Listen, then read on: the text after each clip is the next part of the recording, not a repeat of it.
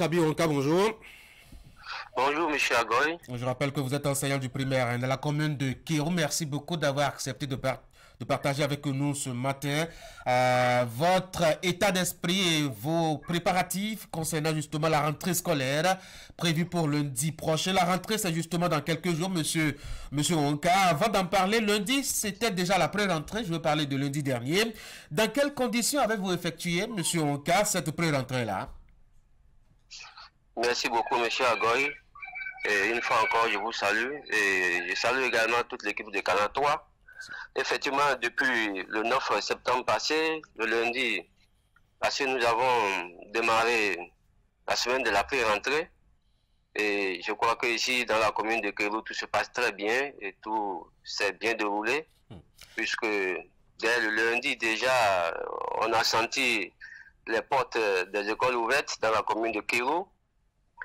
Apprenants et parents aussi affluent les écoles, les différentes écoles, pour s'enquérir de tout ce qui se passe dans l'école et de tout ce qu'il faut. Alors mettre à jour avant que les cours ne démarrent dès le 16 septembre prochain. Quelles sont les activités principales qui ont été menées, je dois dire, depuis lundi jusque-là, dans votre école par exemple? Bon, dans mon école, déjà le lundi matin, mes collaborateurs et moi, nous étions tous là.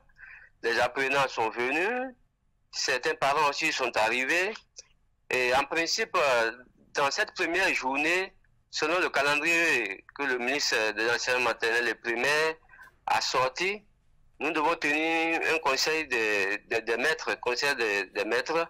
C'est une semaine aussi où les passations de charges entre directeurs entrants et sortants devaient se faire. Également la prise de service des nouveaux enseignants mutés. Mais principalement dans mon école, nous n'avons pas pu tenir le premier conseil parce que dès le lundi, déjà les parents étaient déjà sur les lieux, ils affluaient à l'école pour prendre des renseignements par rapport aux fournitures qu'ils doivent payer pour leurs apprenants. Donc c'est un peu différent mouvement fait qu'on n'a pas pu tenir le conseil des maîtres. Mais les enfants, les apprenants étaient là avec le matériel, les roues, les râteaux, pour mettre au propre l'école. Et aussi les salles de classe aussi, ils ont pu de nettoyer les différentes salles de classe. Et tout est fait quand même prêt dans mon école actuellement pour que les cours démarrent. Donc on peut supposer ou projeter que lundi, les premiers cours seront dans les cahiers des apprenants. Tout à fait, puisque tout est déjà mis en œuvre. Le conseil, d'ailleurs, ce matin, je dois tenir le conseil des enseignants et mettre à leur disposition le matériel qu'il faut. Et d'ici demain, vendredi, je dois faire la première assemblée générale dans mon école où les parents seront là pour que je puisse leur donner des directives, ce qu'ils doivent faire au cours de cette année scolaire pour que les activités marchent sans anicroche. Monsieur Onka, on sait que Kaobagou se situe dans la commune de Kéro, a été l'objet d'une attaque dont les contours ne sont toujours pas précisés jusque-là. Cela doit avoir eu un impact psychologique sur vous, sur les enseignants de façon générale et dans la commune entière. Aujourd'hui, des mois après, comment vous vous sentez?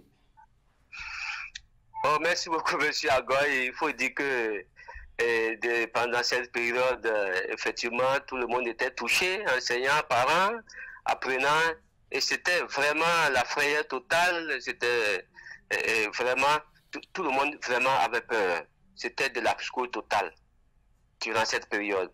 Mais aujourd'hui, vraiment, nous pouvons dire merci au chef de l'État qui vraiment a beaucoup fait.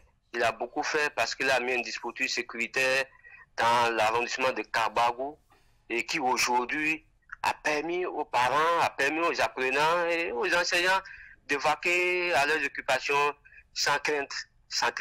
Et je vous le dis, vraiment, cet arrondissement actuellement, la sécurité est renforcée, elle est renforcée et il n'y a pas de problème, il n'y a plus de peur, il n'y a plus de crainte, nous travaillons beaucoup. C'est quoi, il y a beaucoup plus de militaires, de policiers, qu'est-ce qui se passe quand vous parlez de dispositifs sécuritaires, de quoi, à quoi est-ce que vous faites allusion? Il y a la police qui est là, l'armée a été renforcée, le chef de l'État a vraiment tout fait pour que des postes avancés alors soient créés dans les différents villages et hameaux de Kabagou. Donc, ce qui a fait que Kabagou aujourd'hui est hautement sécurisé. Je peux même dire que Kabarou aujourd'hui est plus sécurisé que même Cotonou, si je peux le dire ici. Sérieusement. Oui. Alors, vous l'aviez dit, lundi, vous êtes prêts pour déjà commencer à donner les premiers cours aux apprenants. Mais M. Wonka, l'un des phénomènes contre lesquels les enseignants luttent, notamment dans la partie du nord du Bénin, c'est la déperdition scolaire.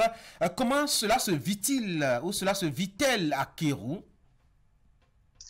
Bon, le phénomène de déperdition scolaire, c'est un phénomène un peu général. C'est vrai que c'est beaucoup plus axé au niveau du Nord.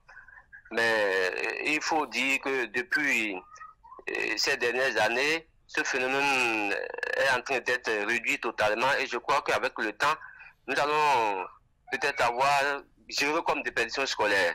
Parce que aujourd'hui, dans la commune de Kéru, par exemple, il y a plusieurs projets, plusieurs ONG qui interviennent dans ce sens-là.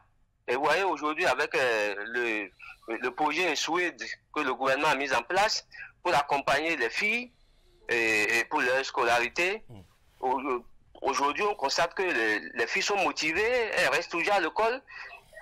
Vraiment, c'est très bien. Il y a d'autres projets qui interviennent dans la commune de Kéru et qui renforcent vraiment, comment on appelle, l'apprentissage au sein de la commune. Et donc, les filles vont à l'école correctement là-bas? Correctement, il n'y a plus de problème.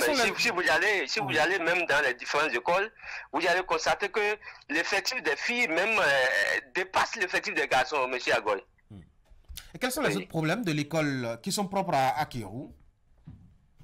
Bon, les problèmes de l'école de Kéru, bon, c'est beaucoup plus au niveau des parents, si je vais le dire ainsi, parce que vous savez que la commune de Kéru, c'est une commune où elle est à plus de 75% agricole. Oui. Donc, ça fait que les parents n'ont pas le temps, ils sont toujours dans les fermes, ils sont dans les champs. Le suivi au niveau des enfants devient un problème, dans la commune de Kéru.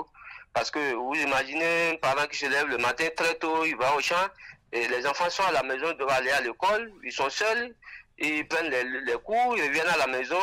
Quand il n'y a pas quelqu'un pour les contraindre à étudier, à prendre les leçons, c'est un peu compliqué. Un peu compliqué. Et quand les parents vont dans les fermes comme ça, parfois ils ne reviennent même pas, ils vont faire des jours avant de revenir. Et ce qui fait que parfois, dans la nuit, il y a des enfants qui circulent parce que les parents ne sont pas là, ils ont la liberté. Voilà, et voilà un peu le problème qui est déplorable à Kéru. Alors, là maintenant, tout est prêt pour engager l'année scolaire dès lundi prochain. Comment vous percevez ou vous entrevoyez l'année scolaire? Bon, d'abord, je voudrais dire un sincère merci au gouvernement de M. Patrice Talon, puisque les dispositions sont prises pour que il n'y a pas de problème au cours de cette année scolaire, pour qu'il y ait une année scolaire apaisée. Et tout ce qu'il faut au niveau des enseignants, tout ce qu'il faut mettre au niveau des enseignants, je veux parler des primes et autre chose. La beauté est que la dernière fois, il y a eu une rencontre entre le gouvernement et central, et chaque ministre de l'Éducation a exposé les différentes dispositions prises pour qu'il y ait une année scolaire apaisée. Et je crois que tout est fait prêt quand même pour que l'année scolaire 2024-2025 se passe dans de bonnes conditions. Monsieur Onkachabi. Oui, Monsieur Agoy. Merci beaucoup d'avoir été en ligne. Merci beaucoup à vous et très belle journée à vous. Bonne journée à Kéru. Merci beaucoup. Pareil à vous. Mesdames et messieurs, retour à Cotonou. Voici maintenant l'actualité sur Internet.